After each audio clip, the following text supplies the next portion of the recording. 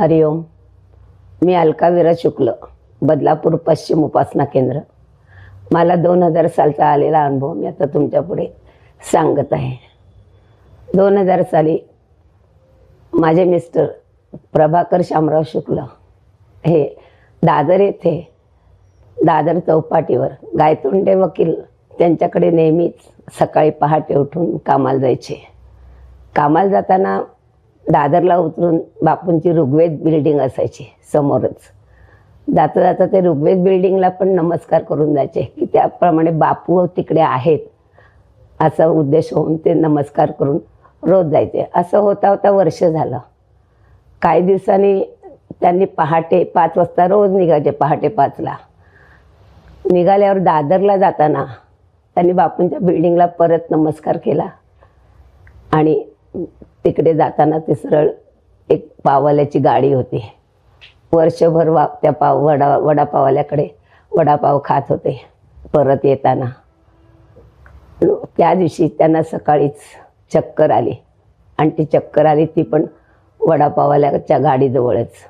वडापाववाला इतके वर्षात त्यांना ओळखत होता. ते कुठे जातात ते पण त्यांना माहिती होतं. ते चक्कर आल्यावर खाली पडले. पडल्यानंतर त्या वडापाववाल्याच्या गाडीवाल्याने ते जिकडे गायतोंडे नावाचे वकील आहेत त्यांच्याकडे त्यांना सोडलं टॅक्सीने नेऊन.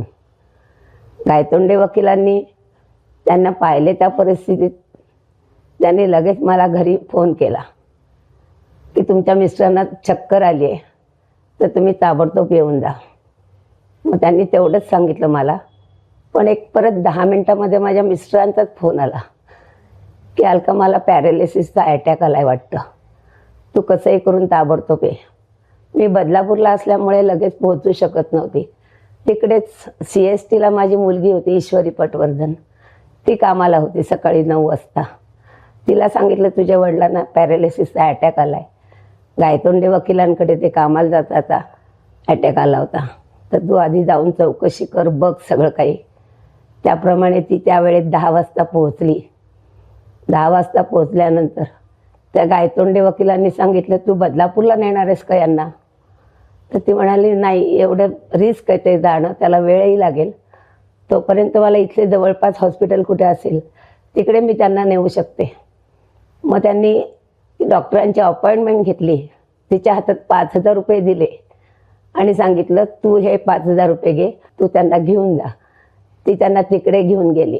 घेऊन गेल्यानंतर मी जवळजवळ 12 ते 1ला पोहोचली. त्यांची अवस्था पाहिली तर लोळागोळात झाली होती.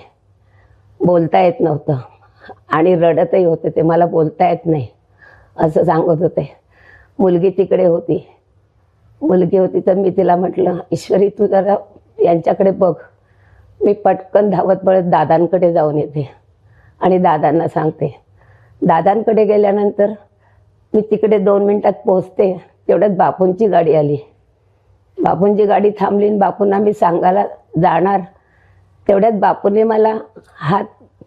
मला माहीत आहे असं सांगितलं.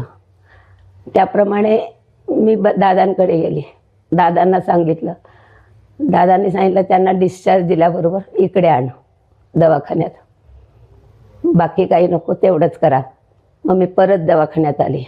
दवाखान्यात 1 दिवस गेला. दुसऱ्या दिवशी माझी नणंद विजया नाईक ह्या सफाळ्याला राहतात पण त्या बॉम्बे सेंट्रलला रेल्वेमध्ये कामाला आहेत. त्यांना कळवलं.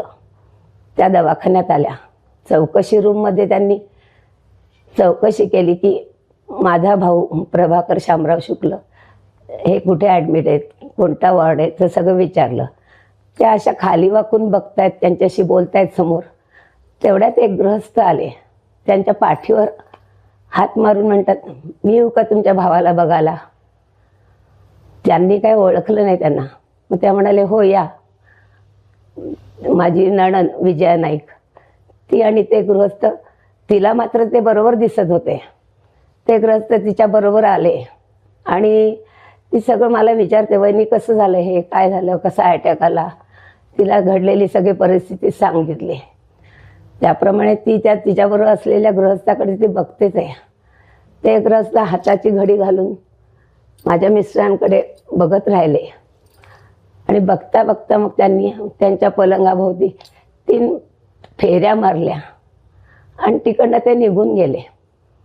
मला म्हणतात, वहिनी माझ्याबरोबर एक गृहस्थ होता, त्यांनी पांढरा शर्ट काळी पॅन्ट घातली होती आणि ते माझ्याबरोबर आले, माझ्याकडून बघत होते, ते समोरच बघत होते नानाशी, त्यांना नाना म्हणतात माझ्या मिस्टरांना.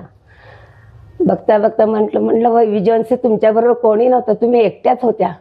नाही वहिनी, तो उंच आहे मनुष्य चांगला, पांढरा शर्ट काळी पॅन्ट घातली होती. तर म्हटलं विजयवंशी ते ना बहुतेक बापूच असतील, तुम्ही म्हणताय त्याप्रमाणे. फार भाग्यवान आहेत म्हटलं विजयवंश, तुमच्याबरोबर बापू होते ते. मी त्यांना ओळखलं पांढरा शर्ट काळी पॅन्ट म्हटल्यानंतर. मग म्हटलं चला बघून जाऊया आपण, मी बघून येते. मग त्या आणि मी सगळ्या वॉर्डमध्ये फिरलो. 1-2 मिनिटाचा वेळ असेल, संधी असेल, तेवढ्या वेळेत आम्ही बघायला गेलो, पण कुठे ते दिसलेच नाहीत. म्हटलं विजयवंश तुम्ही तर भाग्यवान आहातच की तुमच्याबरोबर बापू होते. आणि दादांनी आधीच सांगितलं होतं, त्यांना डिस्चार्ज दिल्यानंतर तुम्ही इकडे आणा म्हणून. त्या दिवसानंतर मग 2ऱ्या का 3ऱ्या दिवशीच ते स्वतः उठून उभे राहिले आणि बाथरूमला स्वतः जायला लागले. आंघोळ केली, आंघोळ करून परत गेले आणि अवघ्या 4 दिवसात त्यांना डिस्चार्ज मिळाला. डिस्चार्ज मिळाल्यावर मी दादांकडे घेऊन गेले. दादांकडे घेऊन गेल्यावर दादांनी त्यांना जवळ बसवलं, आपल्या शेजारीच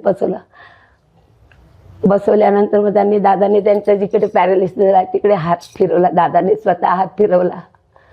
तो फिरवल्यानंतर मग मला म्हणतात, मी तुम्हाला एक प्रकारचं तेल देतो, 150 मिलीग्रॅमची एक बाटली असेल ती. अशा 4 बाटल्या दादा दर महिन्याला 4 बाटल्या द्यायच्या तेलाच्या. आणि त्यांनी सांगितलं की ह्या तेलाने तुम्ही त्यांचं मालिश करत राहा कायम आणि निवांत राहा, काही काळजी करू नका. तिकडनं सांगितलं आता तुम्ही बापूंकडे जा आणि बापूंचं दर्शन घ्या. बापूंकडे गेली आणि बापूंना बघून कधी बापू भेटले तरी मी नुसती रडतच राहते त्यांना बघून, इतकं भरून येतं सांगून. बापूंकडे गेले, काय झालं आता रडायला, असं बापू मला म्हणतात. म्हटलं बापू मला ते बरे होतीलच हो बापू, तुमच्याकडे आणले मी त्यांना, पण माझी सेवा राहून जाईल आता. अगं तीच सेवा कर आधी, मग पुढे ते बरे झाल्यानंतर तुला पुढे यायचंच आहे सेवेला. अशी सेवा करतो, काळजी करू नको, मी आहेच. असं बोलून आम्ही निघालो. बापूंचं दर्शन घेतलं, मन सोक्त झालं, सगळं मनासारखं झालं. पण आता रडू नको, तुला यायचंच आहे सेवेला. एवढी मला त्यांनी इतकी खात्री दिली ना की ते 2 महिन्यामध्ये घरी गेल्यानंतर व्यवस्थित झालेच. पण स्वतःचा चेक वटवायला ते अंबरनाथमध्ये जायचे, बदलापूरवरून स्वतः एकटे जायचे. म्हणजे त्यांच्यात एवढी प्रगती झाली की त्यांनी पुढे मला कसलाच त्रास दिला नाही. आणि खरोखर मी 2 महिन्यातच बापूंकडे परत सेवेला यायला लागली. असा हा माझा बापू, कनवाळू, प्रेमळ आणि खूप छान, खूप सुंदर. अशा बापूंनी मला एकच आत्ता सांगावंसं वाटतं की मला सेवेतून कधीच रिटायर व्हायचं नाही आहे बापू, तुमच्याकडे कायमस्वरूपी मला सेवा मिळेल एवढंच माझ्याकडे बघा. आणि ते आत्तापर्यंत बापू फार माझ्याकडे लक्ष ठेवून आहेत. मी अंबज्ञ आहे, मी अंबज्ञ आहे, मी अंबज्ञ आहे.